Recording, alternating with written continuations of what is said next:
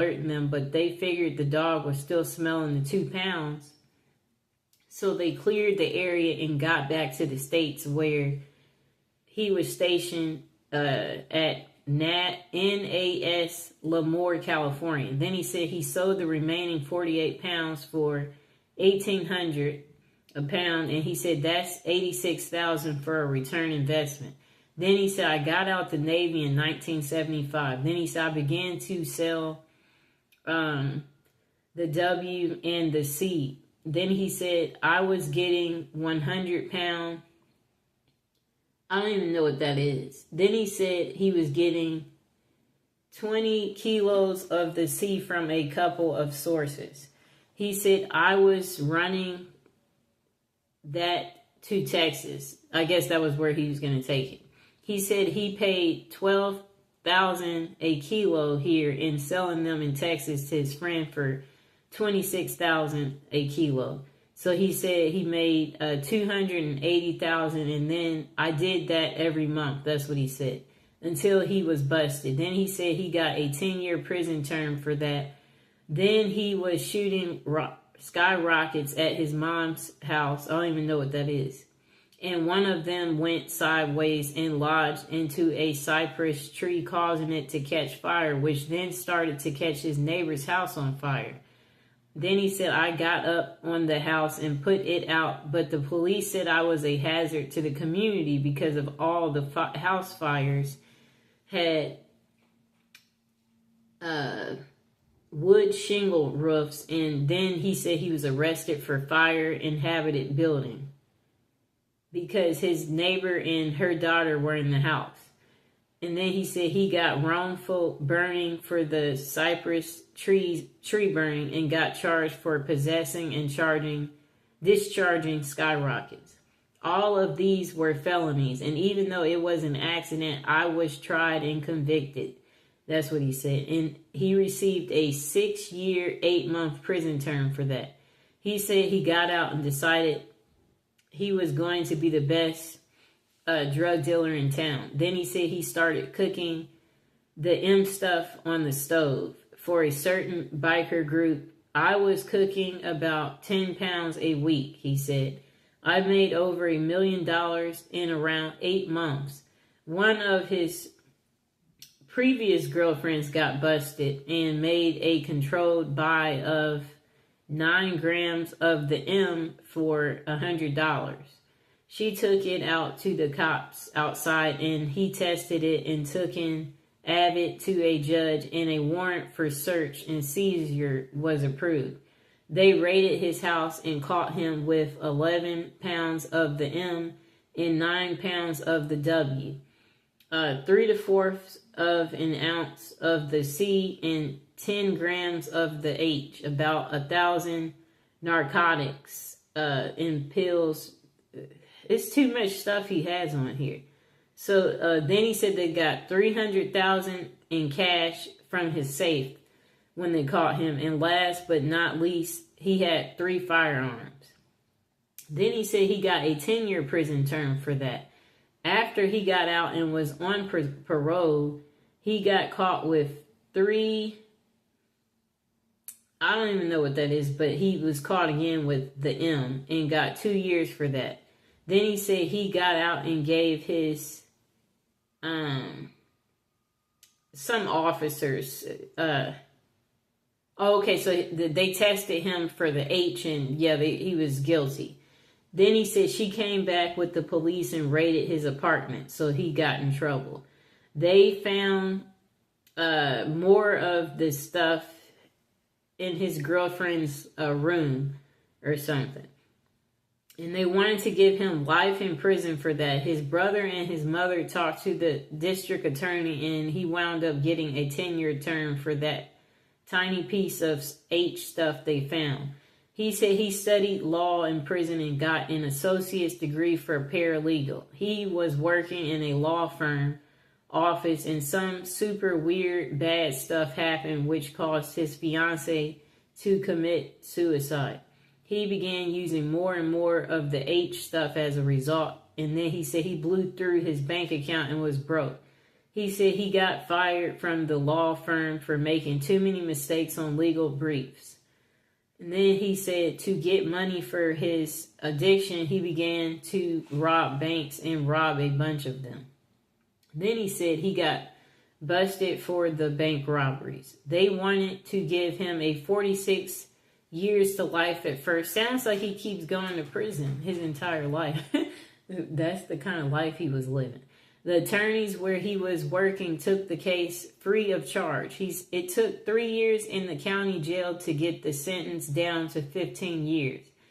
Then he said he got out of prison and enrolled in a substance abuse program, got off drugs, and now he's a 67-year-old man on SSI and disabled. And then he said he's free and sober and happy. It took 33 years of actual prison time to figure out that drugs suck. I wish I had learned sooner. It is what it is. I'm writing an autobiography of my life. I've named it Diary of a Dope Fiend. He said he's almost finished. There's so much more than what he's typed here, and everyone says it's going to be so great. So maybe I can be an author of some books. Only time will tell. Well, I'm glad he got himself together. But who knows? Maybe he will be going back because of how many times he went. So the next person said, how can Android users make extra income, blah, blah, blah. Okay, so that's a different article. Oh, okay, no. Here it is. This person said they ended up there because allegedly they had CUT somebody 43 times. It was the very first felony charge, and it was aggravated assault with a deadly weapon intent to hurt them. It was trying to give they were trying to give her life for her first felony for the first time, really being in serious trouble. After sitting almost 2 years, her lawyer got her out. They were able to establish that she had PTSD due to getting she was in some type of domestic situation for 10 years of her life from her ex-husband. And so she blacked out when really upset, and she started, having some type of abuse go on with him. All she remembers of him is him punching her in the nose and remembering.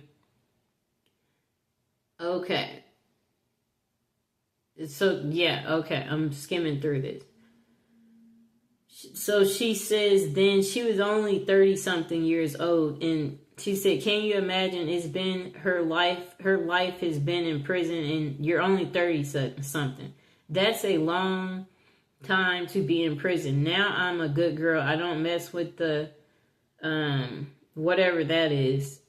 Okay, so that's how she got there. Next person. Some of these people, they don't sound too smart, to be honest. They said they've been to prison twice, both times over drugs. They said their first real stint started when they were only 23, and it was pretty scary. This was in a Texas state prison, and about as awful as it sounds. Gangs ran the place, and violence was just a fact of everyday life. While I was lucky enough to never get severely permanently injured, they said they got plenty of scars. Worst two are a 5.5 scar, one on their stomach from, a shank in prison, and then a noticeably bulge in their collarbone where it healed crookedly after being broke by a huge dude who wanted to get friendly, which I wasn't down with. Besides the human dangers, the prison itself was hazardous. Some areas were infested with rats, and they had roaches. This was their big risk everywhere. Then they said, I guess they're trying to say it would get hot in the cells. 115 was like the temperature at their prison. Then he said guys occasionally died when they were, I guess, put in the hole, I guess he's saying. Okay, so he said they had something called a hot box, where it is an isolated cell with direct sunlight. Okay, and that people don't survive it. That's what he said. Then he said one winter they had an outbreak that was terrifying. Half of the guards were so scared they wouldn't come into the block at all. Then he said a buddy of his in segregation said they went days without food during it. He said he never had any symptoms but would show positive for skin prick, TB test. I think that's tuberculosis test ever since, which was caused issues in his own right. He doesn't write very clearly. No wonder he ended up in prison. Then he said the second time was in a federal prison up in Kentucky. It wasn't fun by any means, but was significantly safer. He said guards in the federal system are better paid and as a result much more professional and less corrupt. There were still some bad ones, but they were the exception rather than the rule. So his first prison seemed to be in Texas, where it was super hot. Then he said, you also had access to drug counseling and a GED program if you didn't graduate high school. He spelled GED wrong. They were underfunded, but I'd say there was much more focus on rehabilitation rather than just warehousing people. Then he said, don't get me wrong, there were still some gangs and violence. People who claim federal prison is like summer camp are mostly lying. The true club feds went away in the 80s. And then he said, this wasn't a fun place to be, but it also wasn't nearly as awful as his time in Texas. Okay. The next person. Let's see. Okay, so this person said what they did was violate every trust ever given. This person said they stole everything. Let me see. And drove drunk. That's what they said. So that's a DUI. They said they got busted with drugs. They said they had stolen cars. They were carrying weapons and just basically being a menace to society and a disgrace to their family in every way imaginable. They said they didn't care about anything, anyone, any law, or even getting caught. They said they didn't care about jail or prison. They said, I wanted what I wanted when I wanted it. And they said the consequences was loss of trust, freedom, and pain. They said they did this for years, but the point is he wants to make was that whatever he's saying there, he was trying to, this doesn't make any sense. I guess he used drugs to escape or something. Well, anyway, he said he's been out for many years now. He never went back and found a place in people and God that could help him address his real issues that were causing his behavior. He said he's been sober for a long time now and still struggles to be a better person sometimes. And that he has no desire to go back to any of the madness of his former life. Well, duh. Okay, let's see if we see something else interesting. Okay, so this person said, which time? That means they ended up going multiple times, which I guess people who do end up going, that sounds about right. They go multiple occasions. Okay, this person said, but seriously, I grew up in a family of drug dealers, they said, and as such, it was natural that they would follow into their family's footsteps. They said living that type of life opens you up to a variety of experiences one might not have otherwise become involved in. Then they said among the worst for them was when they were using the H. They said the first time was all it took. They fell very deeply and passionately in love with the H. And then they said as money was no problem, his buddy and him spent about $1,000 a day on something that's a C and a W. After doing this every single day for 8 months, he was like, Yes, $250,000 was spent very easily, and that's on the low end, I guess, for whatever drug he's doing. He said up until the morning he woke up and had no drugs. He said he had not experienced what will inevitably happen, the withdrawals he's talking about. He said he thought he was going to die. He said it's funny, right when this happened, his connection was, I don't know what he's saying. So I guess he said he had no money, which means no drugs. I guess no money meant that he was forced to stop. Then he said he became a person who forged checks where he made $400,000, and then he said later he was arrested by the FBI and sent to jail. He said, as anyone knows that has been involved in the U.S. criminal justice system, once you have entered, there is no exit. That old revolving door just keeps opening for you, and it seems you can't never get out. Wow, that sounds very sad. He has some people agreeing with him. Okay, so the next person said they went to prison for 29 years for murder. They said of a 22-year-old that was abusing their sibling, their brother. And then they said they was in several different prisons, and the experience in each was different. They said the first one they was at Missouri State Penitentiary. It was the worst. They said at that place there's stabbings every day. You always had to be aware of everything because things would happen in a second. So then he said he had to resign himself. So he was okay, he was not mentally doing well. So, but after 5 years, he got transferred. He didn't think he was going to survive at that prison. There was still violence, but not nearly as much. And he said the prison was cleaner and had AC. He found a perk. That's funny. Looks like that's interesting. Let me see. These people have some stories. Wow. Okay, we're about to get into the next story. It's just so many.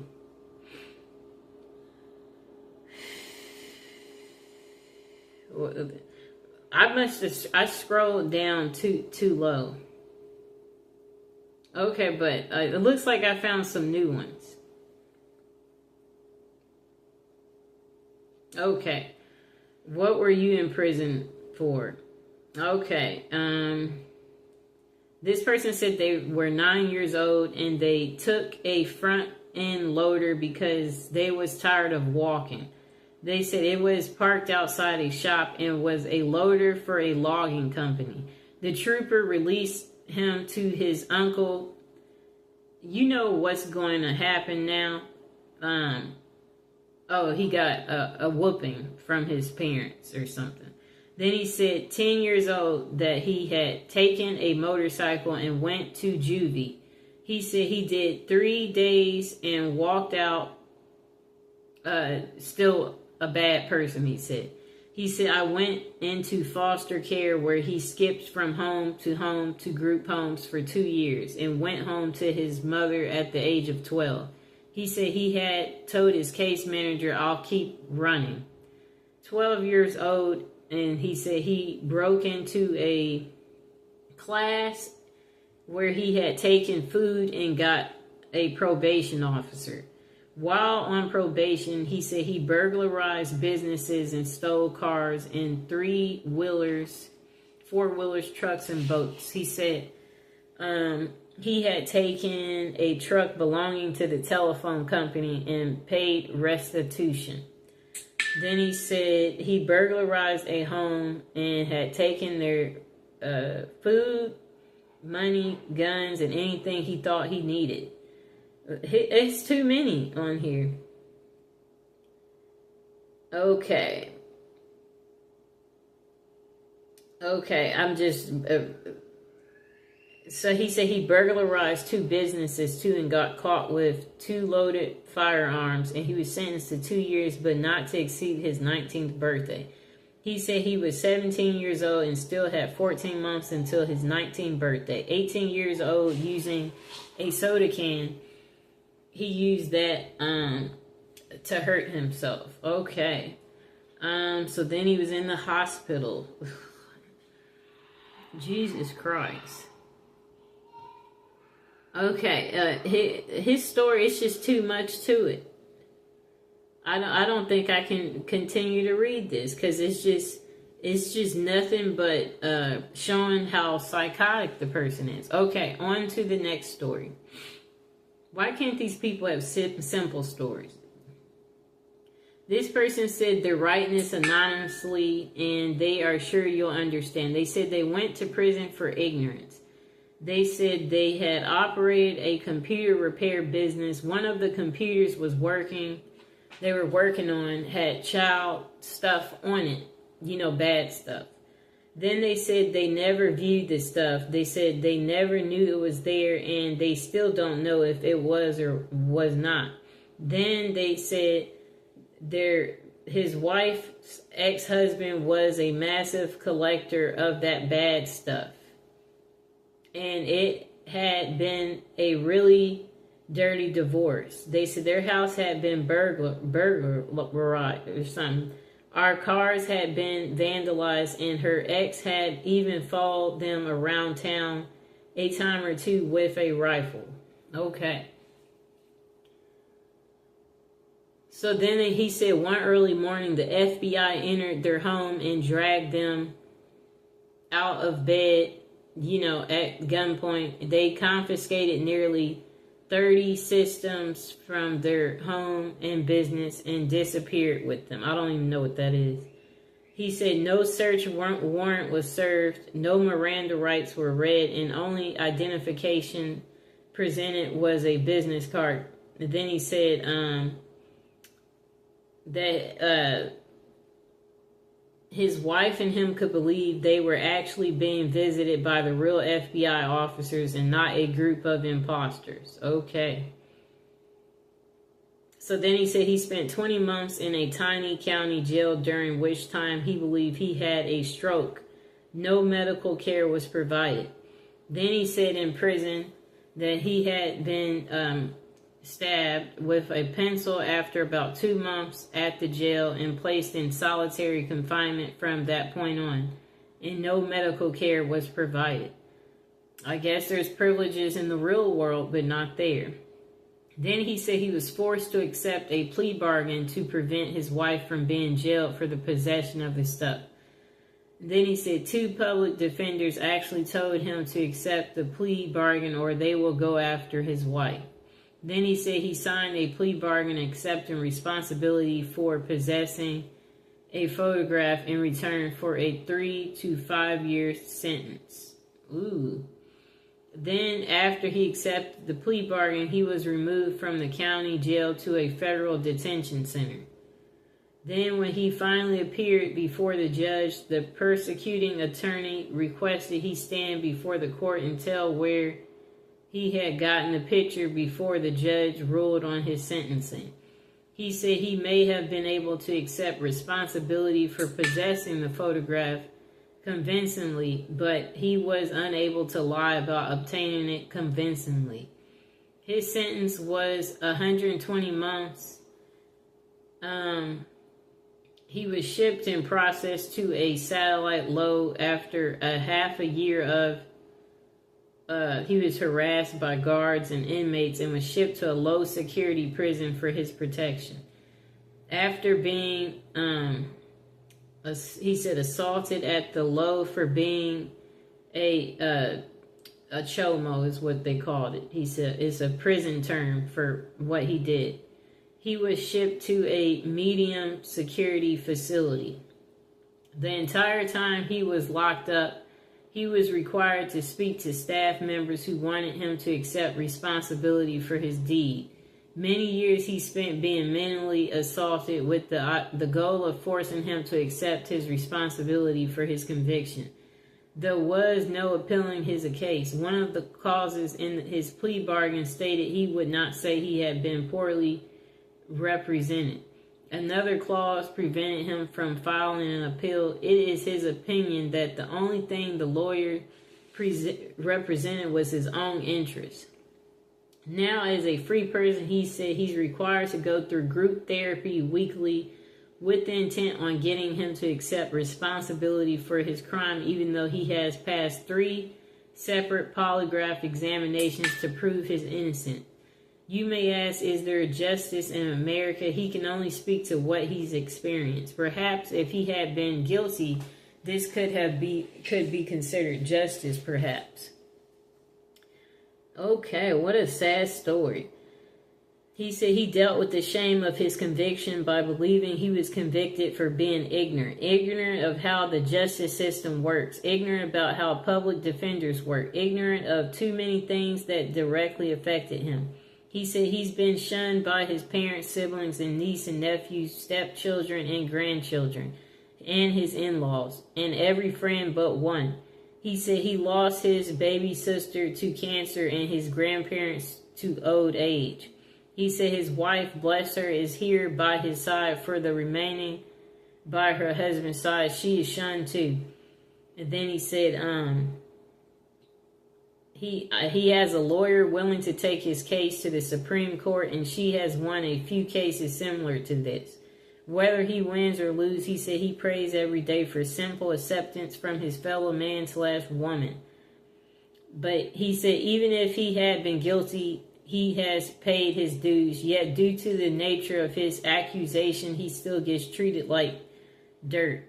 He said, I don't say this with any agenda except to perhaps educate people to a simple fact. Whether or not a person was actually guilty of a crime, after that person has paid their penalty, no one has the right to continue to judge them. No one except the higher power. Again, thanks for the upvotes. They help. Then he said it is now 5 years after his release, and not much has changed for the better. He said, I guess he's fatigued over this. He said his mind goes on strike and leaves him in a daze. He said, let me see. His life was destroyed by our legal system. And then he said, update, 6 years after his release. I keep praying it'll get better. 7 years after his release. He said, I have some of the answers and see I need to clarify a few things.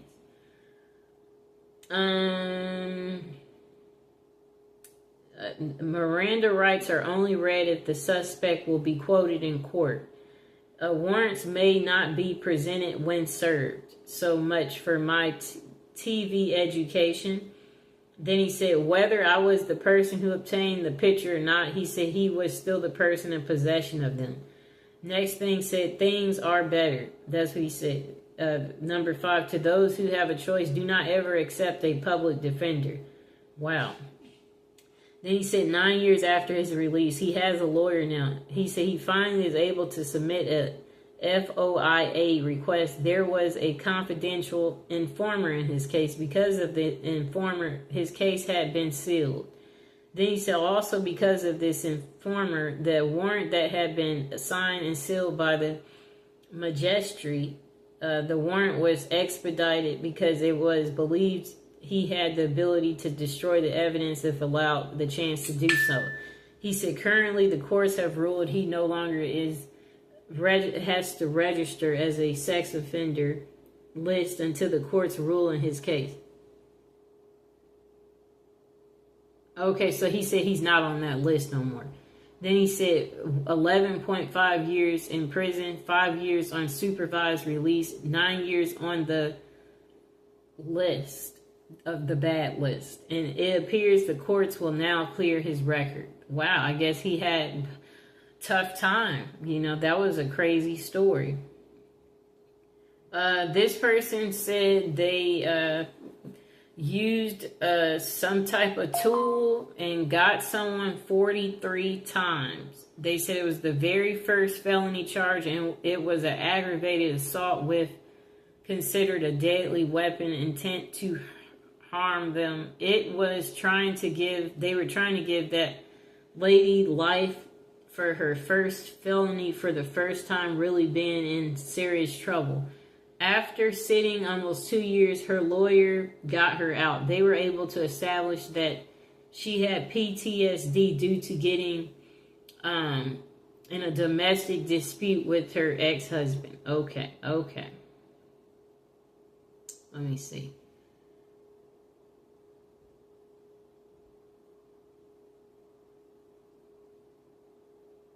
Okay, we're just skimming through this because we're getting close to the end.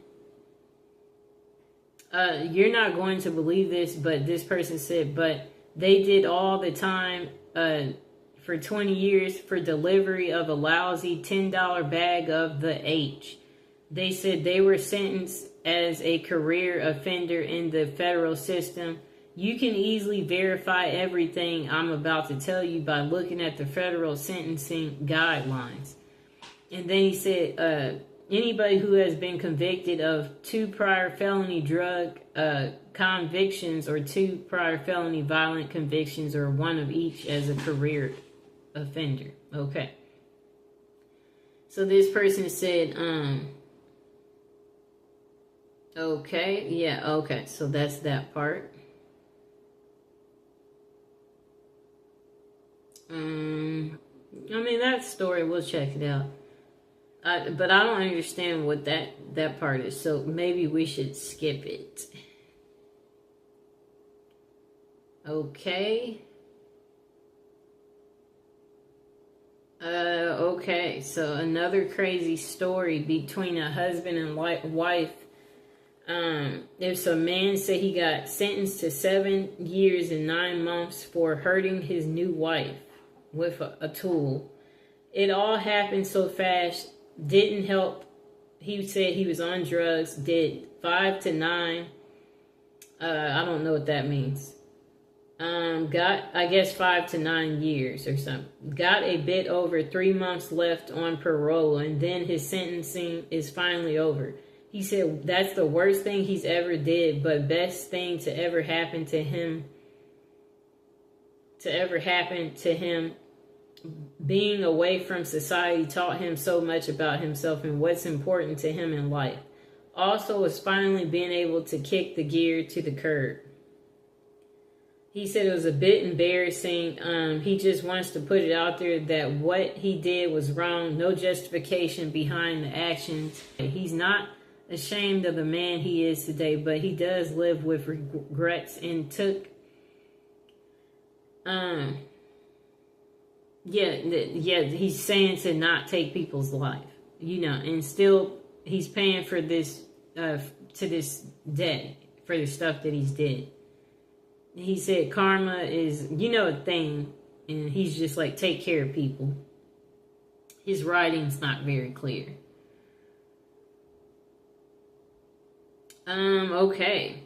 This person said they were in prison for adultery, and they was in the Marine Corps station in Hawaii and was 19 years old at the time. They said they met a lady a little older than themselves, and early on they did not know that she was married, but after they did find out, it did not matter to him. He said he was in love. Her husband was in the Air Force, station TDY, and he ended up getting the lady pregnant. Her husband ended up catching us, and he said he got into a physical fight and won, but he was locked up and persecuted for what the military called adultery. But the official charge was having a relationship with a married woman, not his wife, and ended up doing almost 3 years in federal prison. Believe it or not, most states have a law against adultery but never prosecute anyone for it. Interesting. The husband wanted to take their children away from her and was offered a deal that if he were to testify that she was a negligent mother, that he would not get any time. And he said he loved the woman and could not do that. In 1962, it was hard to take children away from their natural mom. She did testify against him and instantly forgave her, as she had 2 other children to think of, and she was pregnant as well. After she delivered the baby, his mother ended up adopting him. And His parents raised him to adulthood. His name is Tony.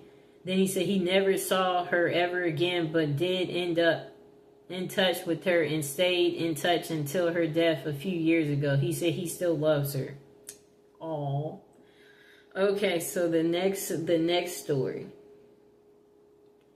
This person said, as a senior prank, their high school had a tradition of stealing the statue from in front of the local Big Bob's Boys restaurant and putting it in their school. In his senior year, they guessed the manager at the restaurant had gotten tired of it, so he had that statue chained down to its pedestal with a heavy, dusty chain. This looks like a long story. And why can't he just get to the point?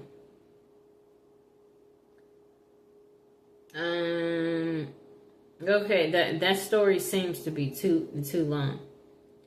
Okay, so this is a story from a woman. Most people claim to be innocent while incarcerated, and then she said she was completely innocent. She said she was born in prison. The story of how her parents ended up in New York in 1970 varies upon whom you speak to.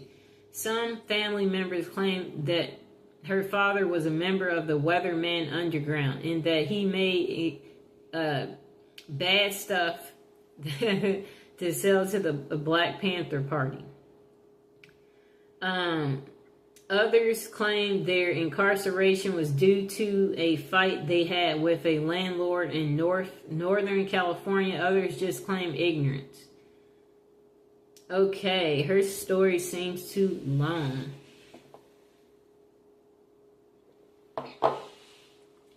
Apparently, the event of her birth was a news event that was heard across the globe. Her mother says she received cards from people in Europe and Australia. Her parents or grandparents heard the story of her birth on the news. Walter Cronkite was the anchorman, is what she was told. Her grandparents had no idea where her mom was or that she was even pregnant. They were shocked when I don't even know how to pronounce that name. It advised them that their daughter just gave birth to their granddaughter while incarcerated in New York and then was being held at Belleville Hospital. The following morning, the grandparents called social services in New York. They were told that yes, the story was true and that she was being held and considered abandoned. Immediately, they flew to New York. She said she was 5 weeks old when her grandparents came for her. They raised her. They were the ones she called mom and dad. Unfortunately, they have long passed, she said. Her mother and her speak regularly, and she has always been in her life, sort of. She is a wonderful person. Her father, she's met only 3 years ago. She said she was 43 at the time. He had been searching for her all her life. The ultimate joy her presence gave to him was outstanding. He was a wonderful man as well. She keeps in contact with both parents regularly. You may be curious as to how she feels about her early prison sentence. She said I was innocent. I don't recall. I didn't do it. I'm not sorry. I have turned out just fine besides of it being kind of a cool story. Sounds like she's speaking for her mother. Okay.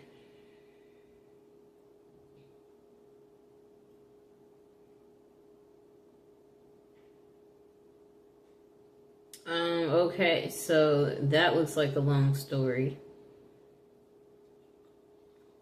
Wow. Some of these stories are just entirely too... This person said they murdered a man who was... Okay, no.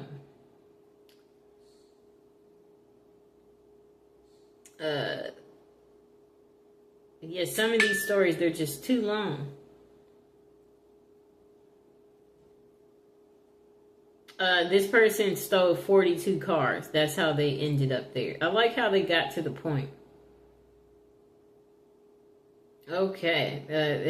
Again, this case is someone in possession of drugs. That's how they went. This person served 40 years in prison and they've done their time. and they are tired of trying to explain that part of their life to everyone. What's interesting is they're not saying what they were there for. Okay. Another person ended up in prison while in high school. But they should just say immediately what they ended up there for. And this person is saying it's a scary place. They said they ended up there their freshman year. And that they were on the basketball championship team. But they don't really get to the point to how they ended up there. This person said they broke many laws and deserved it. When they hit hard times and couldn't pay child support, got caught up with the wrong couple of guys that seemed to have some ideals of how to make a little extra money.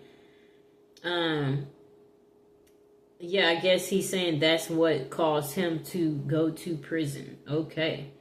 He's not good at writing. Okay, someone said something for abuse of pain pills.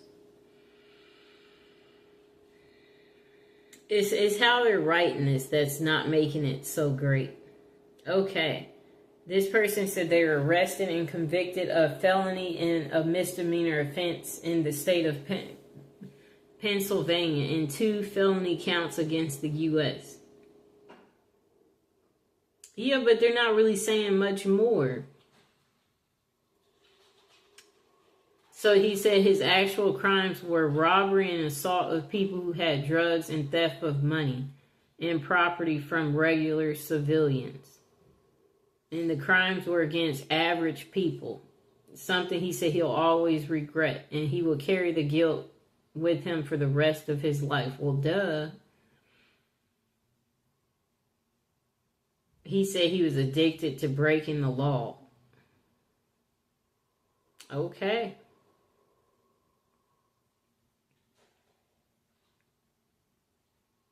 This person said murder of an innocent person with their hands. Okay. They said it was a mistake. Not on purpose. But they could not have proven it to be a mistake. And they said they didn't deserve the conviction. Really? Okay, so, okay. We'll probably do one more story. This person, she said she ended up there because of forgery. It started because she just turned 18 and was a server and moved into her own place. She didn't realize how hard it was to pay bills and live on her own and had rent due. So she started to change credit cards and to say she got a $15 tip instead of a $5. Well, it was working so well, I changed a check to $100 more. And after 2 months, then she said she got caught.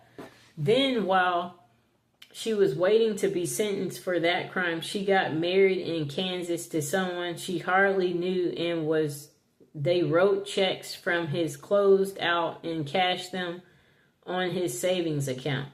All this simple mistake, or what she thought, got her a total of 7 felonies, 8 misdemeanors, and 4 years and 8 months in prison.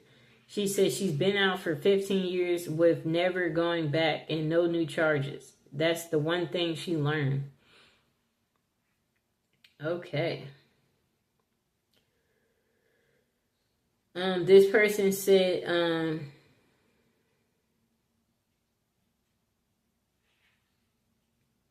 okay. I'm trying to see what she did because she's not getting to the point.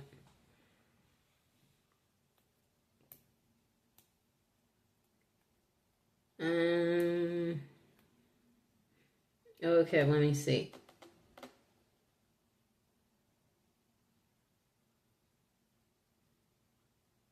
This person said they went because they weren't fast enough to dodge the cops. They were trying to break into a liquor store and then more cops arrived. Good story.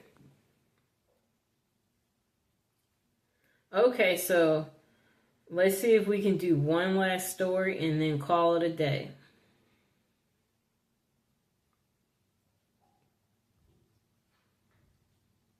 Okay. Okay, this will be the last two. This person said they were 45 when they first went to jail. There were more than a few reasons. Having all-night party at their house was one of them. Police informant neighbors didn't help. Having girls argue out front of your house in the morning didn't help. It was mostly because they were a drug dealer. Having so many people coming in, going, also they were charged earlier for trying to disqualify other stuff. I don't even know what that means. The police had a warrant for their arrest and caught him with drugs. He said he was caught on a Sunday, went to court next day, no bail, straight to jail. Okay.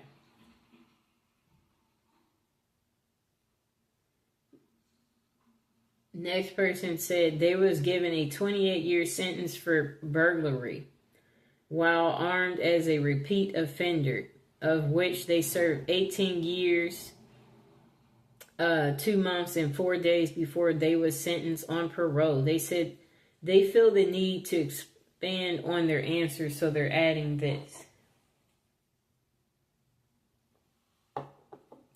In Wisconsin, armed burglary is a Class B felony and carries a maximum of 40 years. They said also they had a sentence enhancement for being a repeat offender, which adds another 10 years. Then he said he received 28 of a possible 50. 28 out of a possible 50. Okay, of 50 years. 28 years instead of 50, which was the maximum. He said he also had a felony assault charge, which he received 10 years of probation for. Okay. And he had a consecutive burglary conviction. Other factors were that he had 2 prior felony convictions that he received when he was in adult court at 16. So that was at age 16. He was given 18 years and 2 months. Goodness gracious. That's the majority of his adult life. And here's Mr. Fox, after talking about such negative stuff. We hope that you seeing Mr. Fox makes it all better, because if you guys enjoyed the video, please like the video, please subscribe to the video, and please share it. And tell me how much you like Mr. Fox. And yeah, that's the end of how people ended up in jail. It was just a series of stories that I selected and read online.